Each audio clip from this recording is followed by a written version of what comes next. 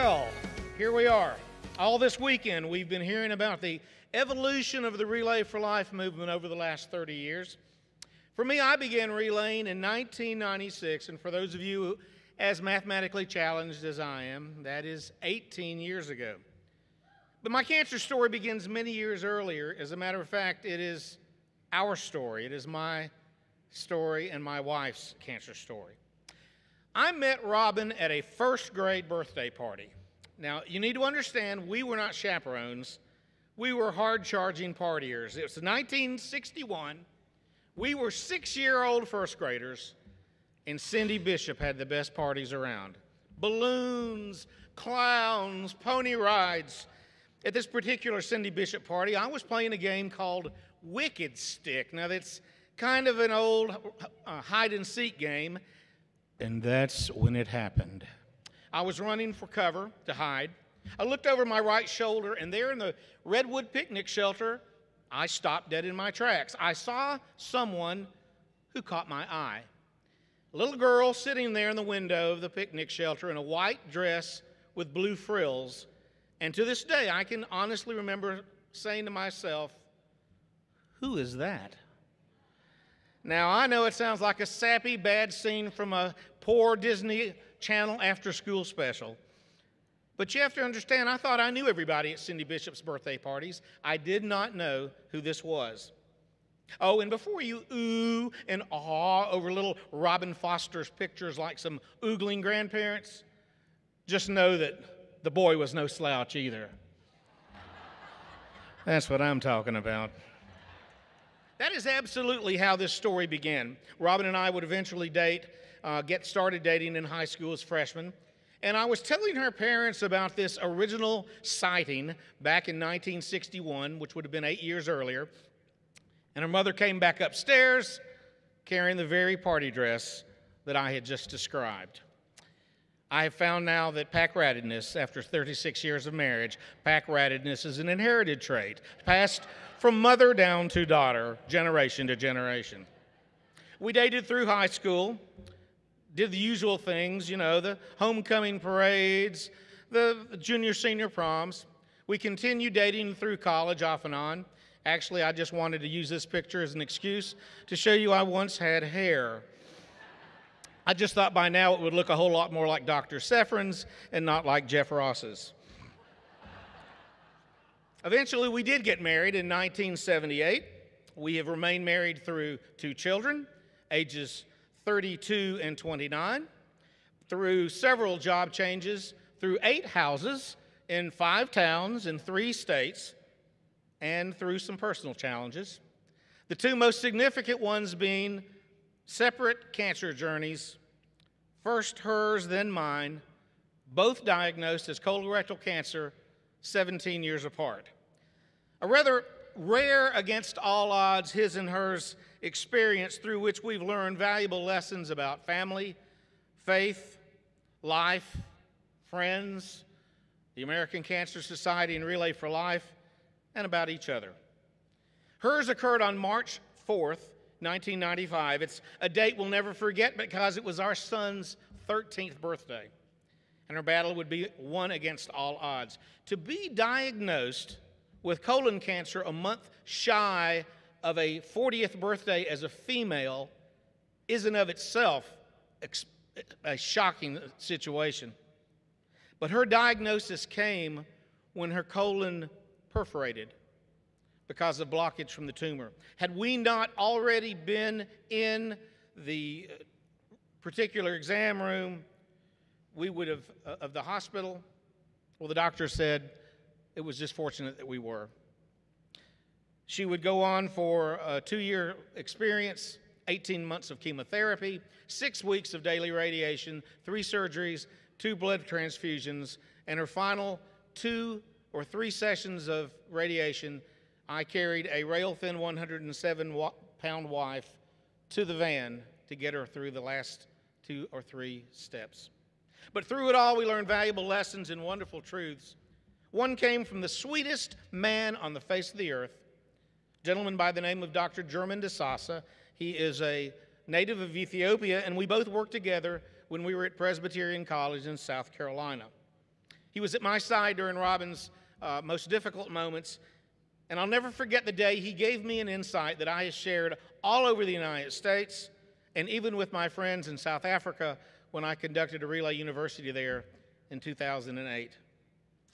There is an old Ethiopian proverb, he told me, that the taller the mountain you must climb, the more you keep your head down and you look at your feet. I immediately stopped him and I said, German, that's so counterintuitive. In our culture, we're told to keep focused on the finish line, keep your eye on the prize. No, he said. Not when the mountain seems so insurmountable. Not when the challenge is so daunting. Then you must keep your head down, you keep your eyes on your feet, and you celebrate each step as a victory. You continue walking with your head down, you step, you celebrate, you step, you celebrate, you keep your head down. And as you do this, my friend, he said, something miraculous happens. You step with your head down, celebrating each step, and suddenly you see the other side of the mountain. I get goosebumps still every time I tell the story. But German was so right. We learned to take each day as it came, not to get ahead of ourselves, which really means not to get ahead of the disease and ahead of the doctors. We learned not to waste precious time worrying about what might happen. For more times than not, we really just create more horrific monsters in our imagination than really exist in real life. We learned that a biopsy, a CT scan, a blood test isn't really much different than an exam in school. You take the test on Friday, you won't get your grade till Wednesday, but the answers are what they are. No amount of worrying Saturday through Tuesday can change anything. All it can do is create unhealthy stress, and you'll never get back those perfectly good 4 days you spent worrying about something that hasn't happened and may never. Oh, and while you're walking down the street worrying about what horrible things could happen next week, next month, you could get pancaked by a truck. Proof ever more positive, stay in the moment. Really, it's the only thing we're guaranteed in this life is the moment we're in. When our long battle had finally ended, Robin had become, in the words of more than one doctor, a living miracle. I proceeded to become involved in the American Cancer Society for Relay for Life, spent the next 15 years celebrating and remembering and fighting back, and 15 minutes probably playing the role of our beloved relay founder, Dr. Gordy Klatt, in one of my more embarrassing Mid-South performances. But life was good, and the Vosburghs were just dancing along.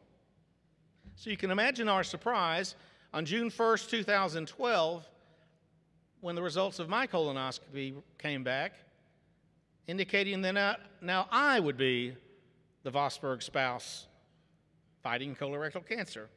A fight that included 6 weeks of pre-surgery, daily radiation and chemotherapy, major surgery with an 8-week stay at home to recover, and then 4 more months of chemotherapy from December through March of 2013. So here we were, back as a team once again, battling colorectal cancer for the second time, and I felt like the luckiest person on earth. I had lessons learned from my wife's battle. I had a caregiver who was a survivor. 15 years of involvement in this organization and all the momentous advances and inspirational success stories we hear. And I had amazing friends, including an army of relay warriors, many of them still seated in this room today, cheering me on while they're fighting the good fight. But even the luckiest people on earth sometimes have unexpected turns in their good fortune. And in October of last year, only 3 months after celebrating what we thought was a cancer-free PET scan, it was determined that my cancer had metastasized in my right eye. And then another PET scan a month later showed it had also gone to my lungs. So, in December of last year, I had 20 daily laser radiation sessions. It began with a cancerous lesion against my right retina, and get this, vision that was 20/20 2,400. What does that mean? That's when we know there's a black E at the top of that chart somewhere, but you can't see it. But miraculously, 5 weeks after my last treatment, the retina specialist told me that the cancer was dead and gone, and now I have a harmless, benign lesion in my eye. My vision's improved substantially, a little distorted. I always have had kind of a distorted view on life. But best of all, I got a wonderful take-home present, something that would make Hannibal Lecter salivate with jealousy. Am I going to have fun this Halloween with the trick-or-treaters or what?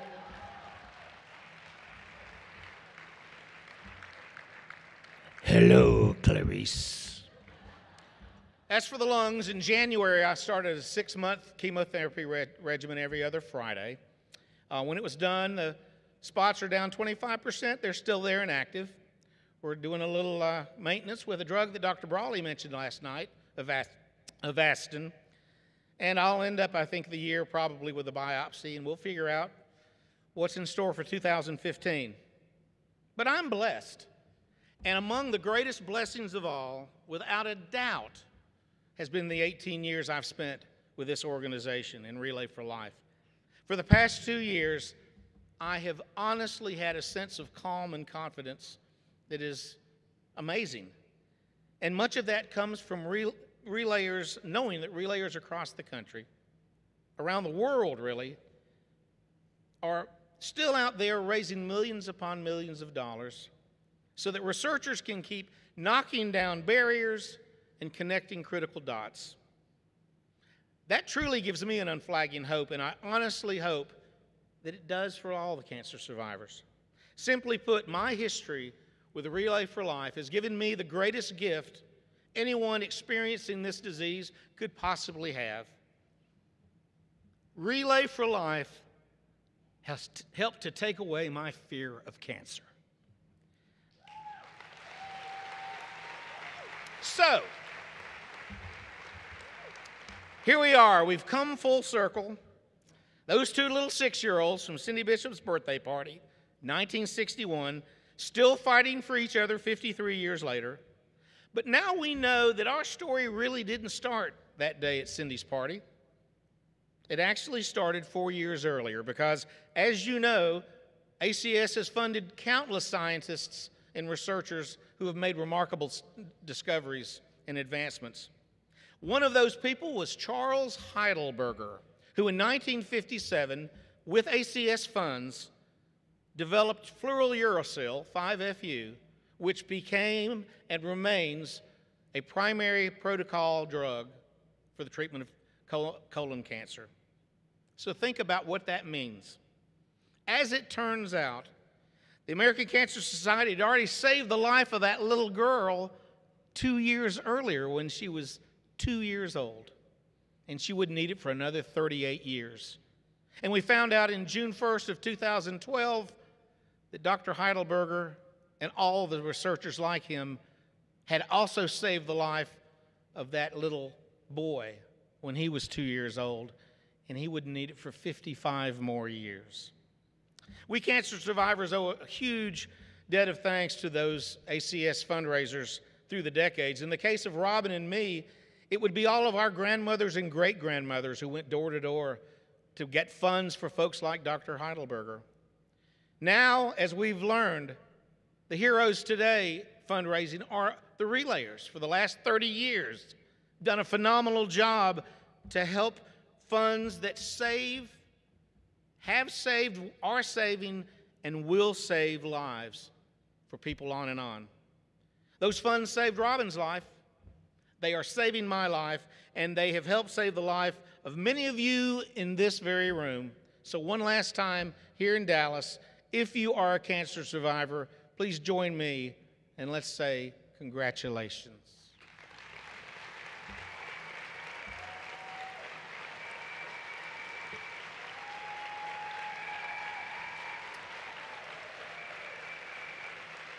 You know, over the weekend, you've learned a lot. Hopefully you've met some new friends and heard about the Relay movement 30 years strong.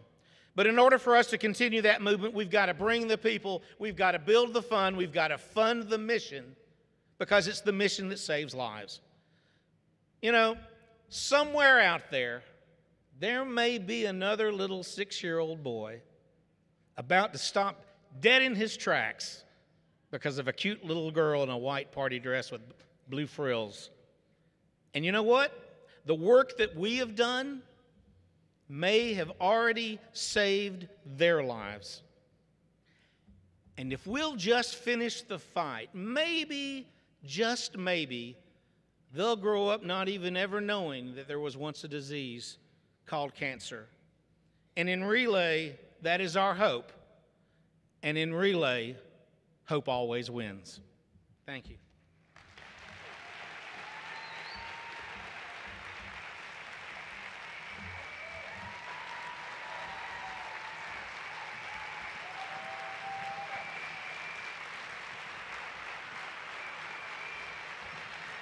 You know, over the course of 2 years, you do get introduced to a lot of drugs and chemotherapy protocols, and I'm appreciative of all of them. But every time I come to an event like this, I think if we could just bottle up the passion in this room, if we could turn the contagious enthusiasm in this room into medicine, what would that look like? Think about it. Exactly what would a drug like that do? It's kind of mind-boggling. There are a lot of possibilities. Think about it. I want a new drug. Not what you think. Not one that's against the law and gets us all thrown in the clink. I want a new drug, get us up on our feet, have us walking around that track, inviting friends with a tweet. One designed for Relay to motivate us through and through. One that makes me feel like I feel when I'm with you, when I'm with all of you. Pretty exciting. Wouldn't it be kind of cool? I want a new drug, one to raise lots of dough, help the doctors find a cure, make it fast, not slow. I want a new drug where survivors are king, where Luminaria lights the night and makes the whole world sing. One just for team captains to show them what to do. One that makes me feel like I feel when I'm with you, when I'm with every single one of you. Wow, think about it. Could you imagine? I feel a roll call coming on. Hey, will your passion be the one to cure cancer? How about our host, High Plains? Over in the Midwest, will your cure? Eastern, will your passion be the cure? Up in New England, will your passion cure cancer? California, how about you? Out in the Great West, will you be the one? Down in Florida and Puerto Rico, up in Lakeshore, will your passion be the one? Over in East Central, how about you? South Atlantic, will your passion cure cancer? My friends from South Africa, how about you? Way up in the border town of Canada, will your passion cure cancer?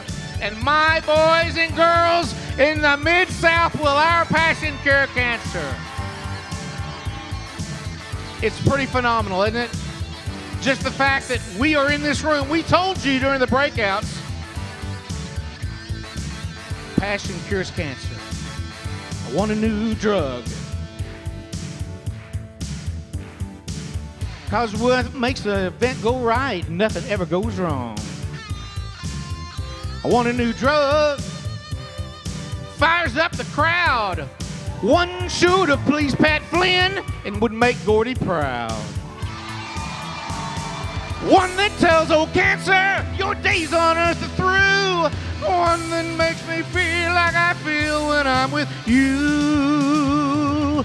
When I'm with every single last one of you passionate relayers. Hey, I don't see a bit of dancing going on.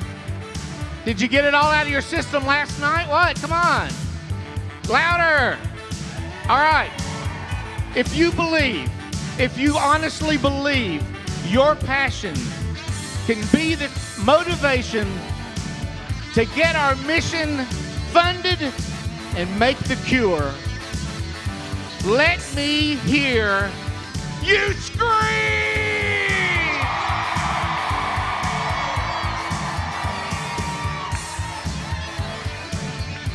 Thank you very much, and have a great 2015. Merci beaucoup.